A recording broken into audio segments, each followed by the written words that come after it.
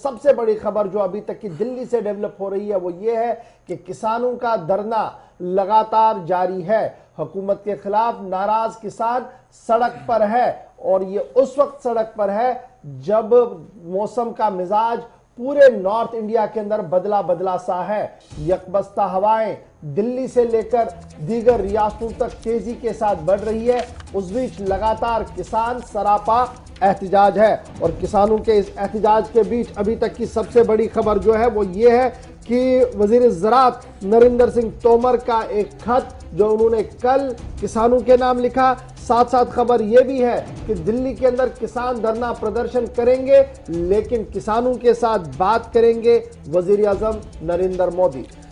बड़ी खबर, कड़ाके की ठंड के बावजूद भी किसानों का एहतजाज आज 23वें रोज में दाखिल हो गया है। दिल्ली की सरहदों पर आज भी सर्दी के बावजूद सर्दी की शदीद लहर, जहां पर पारा इस वक्त शुमाली हिस्सों के अंदर माइनस में जा रहा, मनफी में जा रहा, बावजूद इसके एहतजाज आज भी जारी है। और कल का यानी 19 और 20 तारीख काफी अहम दिन, जहां पर तीसरा मोर्चा खोलने की भी सरकार के खिलाफ कोशिश की जा रही है। और अब यह भी बताया जा रहा है कि दिल्ली सहारनपुर नेशनल हाईवे को कल से बंद करने की तैयारी कर ली गई है, लेकिन वजारत दाखिला के अहकामात के मुताबिक इस इलाके के अंदर भी, इस नेशनल हाईवे पर भी पहले से ही पैरा बढ़ा दिया गया है पुलिस का। और इसके साथ साथ आपको ये बताते चले 20 तारीख को जहां पर मजीद किसानों का जमावड़ा देखा जाएगा, खवातीन की एक बड़ी तादाद जो दिल्ली की तरफ कूच करेगी। और 20 तारीख को उन सभी किसानों को खराज अकीदत पेश किया जाएगा जो अब तक इस तहरीक के दौरान अपनी जान गंवा बैठे हैं। आदादोशुमार बताते हैं कि 21 लोग, जिसमें एक ऐसा शख्स भी है जिसने गुज़श्ता दिनों खुदकुशी की, और 20 लोग जो मौसम की वजह से या फिर किसी बीमारी की वजह से इस दुनिया से इसी तहरीक के दौरान चल बसे।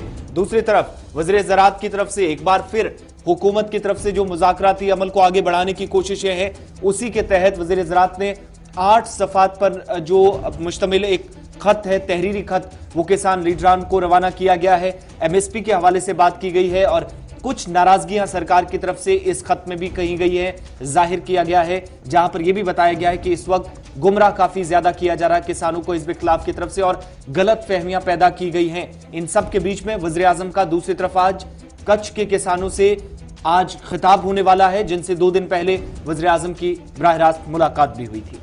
नरेंद्र सिंह तोमर ने किसानों से कहा कि जो लोग इस वक्त ट्रेन को रोक रहे हैं दरअसल वो कौम दुश्मन है, क्योंकि ट्रेन सर्विस श्रीनगर पहुंचाना और लद्दाख की सरहद तक सामान पहुंचाना वक्त की अहम तरीन जरूरत है। और जिस तरीके से माहौल को बनाया जा रहा है उससे साफ लग रहा है कि सूरत-ए-हाल कहां की ओर जा रही है। नंबर 1। नंबर 2, नरेंद्र सिंह तोमर लगातार ये कह रहे हैं कि आत्मनिर्भर भारत और वोकल गोज लोकल का जो नारा दिया गया था और इस भी जो बाइकॉट का नारा किसानों की तरफ से दिया गया था उसका क्या माना है, इससे भी किसानों को वजाहत करनी होगी। यानी पलटवार और सवालात नरेंद्र सिंह तोमर की तरफ से पूछे जा रहे हैं। और तीसरी बड़ी बात यह कही जा रही है कि कांग्रेस जो रोना रो रही है, जो कमेटी आज से कई साल पहले बनाई गई थी, उस कमेटी का हद्दुखाल कांग्रेस ने बनाया, लेकिन उस स्वामीनाथन कमेटी की सिफारिशात को मिन लागू यूपीए एनडीए गवर्नमेंट ने किया है और यूपीए सिर्फ वादे करती रही है।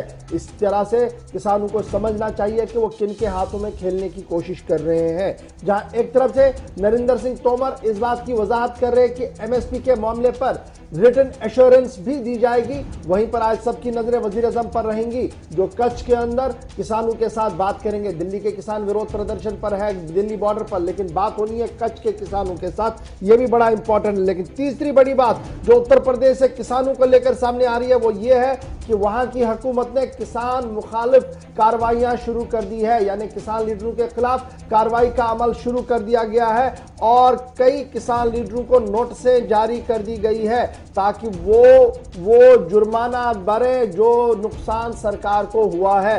यूपी के अंदर फार्मर्स को, किसानों को नोटिसें जारी कर दी गई है।